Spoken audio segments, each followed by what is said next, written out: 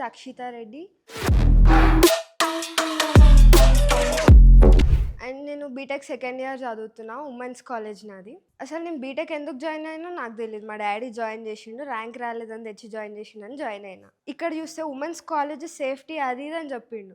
కింద ఏంటి నైట్ అర్ధరాత్రి నువ్వు ఏ టైంకి ఇవో ఆడ మొత్తం జాతరనే. అసలుకి ఎందుకురా ఏముంటుందో అర్థం కాదు. రీసెంట్గా మా జూనియర్స్ వచ్చిర్రు. ఒక పిల్లని నేనంటే దరిద్రం బాగాలేక జాయిన్ అయినా. ఆమెను అడిగిన నువ్వు ఎందుకు జాయిన్ అయినా ఉమెన్స్ కాలేజ్లో అని అడిగితే అక్క అది మా బాయ్ ఫ్రెండ్ చెప్పిండు అక్క ఉమెన్స్ కాలేజ్ అయితే బాగుంటుందంట అని అన్న. వాడు బొక్కడగాడు చెప్పిండు నువ్వెందుకు జాయిన్ అయినావు అని నేను అడిగాను. నేనేమో ఇట్లాంటి బట్టలు వేసుకొని తిరుగుతున్నా. వాళ్ళని చూస్తే నాకు భయం అవుతుంది. చున్నీలు కప్పుకొని తిరుగుతుర్రు. ఎందుకు ఇంత పద్ధతిగా ఉన్నావు అంటే మా బాయ్ ఫ్రెండ్కి ఇట్లుంటేనే ఇష్టం అక్క అని అంట. ఓకే ఒకసారి నీ బాయ్ ఫ్రెండ్ని చూపిస్తావా అసలు అంత పద్ధతిగా వాళ్ళ బాబు ఎక్కడ ఉంటాడో చూద్దామని అని అడిగిన. చూస్తే వాడు డైరెక్ట్ సిగరెట్తో పెట్టిండు ఇన్స్టా ప్రొఫైల్. ఓకే పర్లేదు మీకు మంచి అండర్స్టాండింగ్ ఉంది, మధ్యలో నేనెందుకు. ఇంకోటి ఉంటుంది నా ఫ్రెండ్ వేరే బ్రాంచ్. నాకు తెలిసిన రిలేషన్షిప్స్ అంటే ఫ్రెండ్షిప్ ఇంకా ఓకే లవ్ ఇంతే. కఫింగ్ అంటది, ఇంకా అదేంటి సిచ్యువేషన్షిప్ అంటది, ఫ్లింగ్ అంటది. నాకు మమ్మీ డాడీ గీ రిలేషన్లే చక్కగా గుర్తుండవు. ఎవడన్నా వచ్చి నవ్వమంటే రేలంగి మామయ్య అదేంటి డూప్లాగా నవ్వుతా. అదేమో ఇన్ని రిలేషన్షిప్లు దాని స్నాపులు చూస్తే ఓ రోజు BMW ఆడి మా అయ్యకి నాకు ఇట్లాంటి ఫ్రెండ్స్ ఉన్నారని తెలియాలి, నన్ను పక్కా పొందలేదు. మా ఫ్రెండ్స్ 6 మెంబర్స్ అయితే మొత్తం బ్యాచ్లో నేను ఒక్కదాన్నే ఖాళీ సింగిల్. వాళ్ళందరూ కమిటెడ్.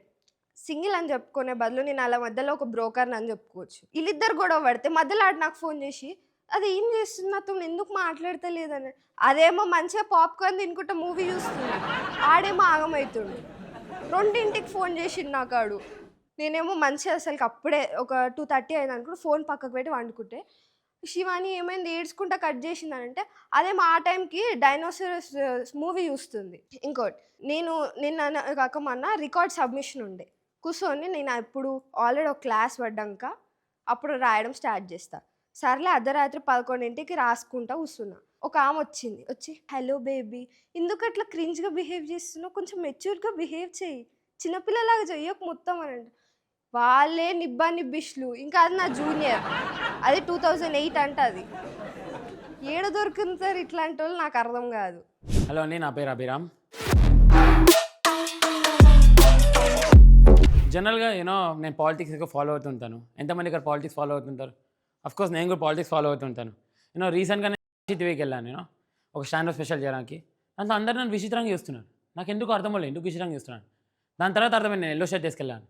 ఎల్లో షర్ట్ తీసుకెళ్ళి సాక్షి టీవీకి వెళ్ళాను. దాని తర్వాత అర్థమైంది అందరూ అక్కడ రెస్పెక్ట్ఫుల్గా మాట్లాడుతున్నారు. ఎవరైనా వాచ్మెన్ అంతే, ఏ నర్సింగ్ కర్రా, ఏ కుమారి కర్రా, ప్యూన్ అంతే. నాకు అర్థం అవ్వట్లేదు ఎందుకు ఇంత రెస్పెక్ట్ మాట్లాడారు. దాని తర్వాత అర్థమైంది సాక్షి టీవీలో ఏ బాబు ఇక రా ఒక కప్పు టీ ఇస్తావా అని అనలేరు కదా. సో దాని తర్వాత నాకు కొంచెం అర్థమైంది. కానీ ఆంధ్ర పాలిటిక్స్ పక్కన పెడితే నాకు తెలంగాణ పాలిటిక్స్ అంటే చాలా ఇష్టం. హైదరాబాద్ ఎంతమంది హైదరాబాద్ అంటే ఇష్టం? అఫ్కోర్స్ నాకు హైదరాబాద్ అంటే చాలా ఇష్టం. హైదరాబాద్లో ఏం లేనంటే ఏం లేదు. ఈ మధ్య బీచ్ లేనంటే బీచ్ కూడా పెట్టేస్తున్నాను. ఈ మధ్య ఇప్పుడు రేవంత్ రాధాకి చెప్తే అరే రేవంత్ రాధా స్నోఫాల్ లేనంటే స్నోఫాల్ కూడా డ్రోన్స్తో తెప్పించేస్తారు అనుకుంటా. అట్లానే ఉంది. ఎవరెవరికి మీ అమ్మ నాన్న చాలా ఇష్టం? నాకు మా అమ్మ నాన్న చాలా ఇష్టం. మా నాన్న అంటే నాకు చాలా ఇష్టం. మా నాన్న నన్ను చాలా బాగా తిడతారు. నేను ఎంత యూజ్లెస్ అంటే ఇంజనీరింగ్ తర్వాత ఒక యూజ్లెస్ నా కొడుకులో చూస్తారు. ఎలా అంటే పెట్రోల్ బంక్కి వెళ్ళి పెట్రోల్ కొట్టిస్తుంటే సార్ 0 చూమైతే మా నాన్న అని చూస్తారు. అలా అంత యూజ్లెస్. మా చిన్నప్పుడు నేను వెళ్ళేవాడిని పేరెంట్ టీచర్ మీటింగ్కి.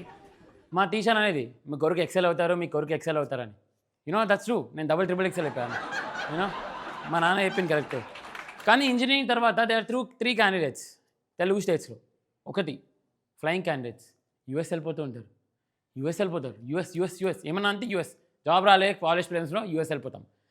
సెకండ్ బిజినెస్ పెడదాం రా, నెక్స్ట్ మనమే రా స్టార్ట్అప్ ఫౌండర్, మనం బిజినెస్ రా, మనం హోటల్ పెడదాం రా, ఏదో ఒకటి. థర్డ్ ఏంటంటే షార్ట్ ఫిల్మ్స్ పిక్చర్. ఈ 3 డొమైన్స్లో నాకు ఫ్రెండ్స్ ఉన్నారు. 1 by 1 ఎక్స్ప్లెయిన్ చేస్తా వినండి. ఒకటి యూఎస్ ఫ్రెండ్, రీసెంట్గా మా ఫ్రెండ్ శశాంక్ అని ఉన్నారు. వారిని మొన్నే RGVలో దింపాను నేను. దింపేసి 2 weeks అయినా అంతే. వారు కాల్ చేశారు, హలో శశాంక్ ఎలా ఉన్నారు? వాట్సాప్ మ్యాన్, వాట్సాప్ ఏంట్రా ఇది అంటే యాక్షన్ బ్రో అమెరికా అంటే ఇంచా అన్నారు. నేను షాక్ అయిపోయా. అమెరికా వెళ్తే ఈ యాక్సెంట్ వస్తుందా? వీరు చైతన్య బాయ్స్ హాస్టల్లో అమ్మాయిలు దొరకక నాన్న నొక్కేవారు, వీరికి యాక్సెంట్ అవసరమా? ఏం తింటున్నారా మామ అంటే డోనట్స్. My God, డోనట్సా? అమీర్పేటలో 2 రూపాయలకి 3 దోశలు తినేవాళ్ళం మేము. వీళ్ళకి డోనట్స్ తింటున్నారు. వారు తప్పేం లేదు. ఎందుకంటే అమ్మాయిలు దొరకాలంటే మనకి ఇంగ్లీష్ రావాలి. ఇంగ్లీష్లో చాలా ఇట్లాంటి పికప్ లైన్స్ ఉంటాయి. Rose are red, violets are blue, you and me tonight cafe blue, అట్లాంటి చేత పికప్ లైన్స్ చాలా ఉన్నాయి. కానీ తెలుగులో ఏమైనా పికప్ లైనా? ఒకే పికప్ లైన్. ఇది ఒక పికప్ లైనే తెలుగులో మనకు వచ్చేనంత. ఇది ఒక కేటగిరీ. మన సెకండ్ కేటగిరీ వచ్చేద్దాం, బిజినెస్. మా ఫ్రెండ్, అరే మామ ఈరోజు బిజినెస్ పెడదాం రా అన్నాడు. లోన్ అయినా తీసుకుని బిజినెస్ స్టార్ట్ చేద్దాం. సరేనా మామ, ఏం బిజినెస్ అని చెప్పా. మామ ఇప్పుడు మనం జనరల్గా ఫర్నిచర్ రెంట్కి తీసుకుంటాం, హౌస్ రెంట్కి తీసుకుంటాం, అన్నిటికీ యాప్లు ఉన్నాయి. మనం గర్ల్ ఫ్రెండ్ రెంట్ తీసుకుని యాప్ స్టార్ట్ చేద్దాం. నేను షాక్ అయిపోయి, ఇదేంట? అవును మామ, జపాన్లో నిజంగా గర్ల్ ఫ్రెండ్ రెంట్ తీసుకుని అని చూపించారు. అది జపాన్, సరే బాగుంది. మనం ఇండియాలో స్టార్ట్ చేద్దాం, హైదరాబాద్లో స్టార్ట్ చేద్దాం అంటే ఎలా అంటే, పర్వాలేదు మామ స్టార్ట్ చేద్దాం అంటాం. అంటే ఇప్పుడు ఆ మనిషి యాప్ ఓపెన్ చేసి ఒక గర్ల్ని బుక్ చేసుకుంటారు 1 నైట్కి యాజ్ అ ఫ్రెండ్, అంతే కదా. అవునా మామ, ఇది ఇల్లీగల్ ఏం కార్యక్రమం? ఇల్లీగల్ మన ప్రాస్టిట్యూషన్ కార్యక్రమం మామ ఇది అన్నారు. సరే అన్న, మేము కరోనా కోరుకున్నాం, మేమందరం సింగిల్. ఫస్ట్ మేమే యాప్ డౌన్లోడ్ చేసి మేమే బుక్ చేసుకున్నాం.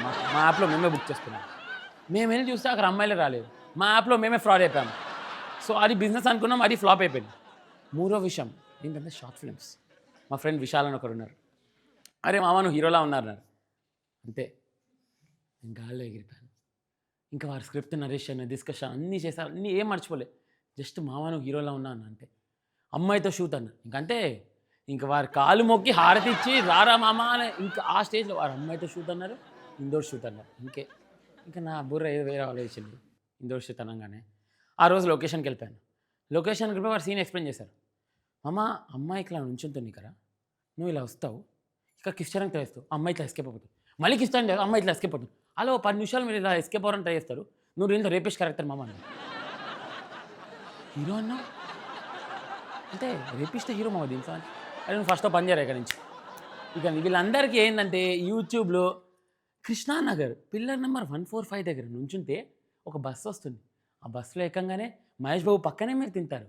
నెక్స్ట్ ఎందుకు SSMB 29 మరి వారణాసిలో లంచ్ మనమే, అక్కడే షూట్ అంటే. సరే అవునా అంటే నేను కూడా నుంచున్నా. కృష్ణ నెంబర్ పిల్లర్ 115 దగ్గరికి వెళ్ళిపోయాను. నుంచున్నా, మంచిగా రెడీ అయ్యాను, బెస్ట్ బట్టలు కొత్త బట్టలు వేసుకొని నుంచున్నా. అందరు ఉన్నారు. ఒక ట్రక్ వచ్చింది. ట్రక్ వచ్చి అందరిని ఎక్కించుకుపోయింది. ఎక్కించాను, నేను కూర్చున్నా ట్రక్లో. అందరూ కొంచెం జూనియర్ ఆర్టిస్ట్లా ఉన్నారు. నేను అరే ఏ ప్రొడక్షన్ బాబు నీకు తెలుసా అంటే, ప్రొడక్షన్ అయితే 500 అన్నారు. 500 ప్రొడక్షన్ ఏం కాదా అంటే, అక్కడ వెళ్ళి చూస్తే నాకు తెలిసింది ఆ రోజు కూలీలు వాళ్ళందరూ కన్స్ట్రక్షన్ సైట్కి పంపించారు. రోజు మొత్తం నా చేత వర్క్ చేయించుకున్నారు వాళ్ళు. ఆ హీరో లేదు ఏం లేదు. నా పేరు సాయి ప్రణవ్ తేజ, ఐఎమ్ ఫ్రమ్ హైదరాబాద్.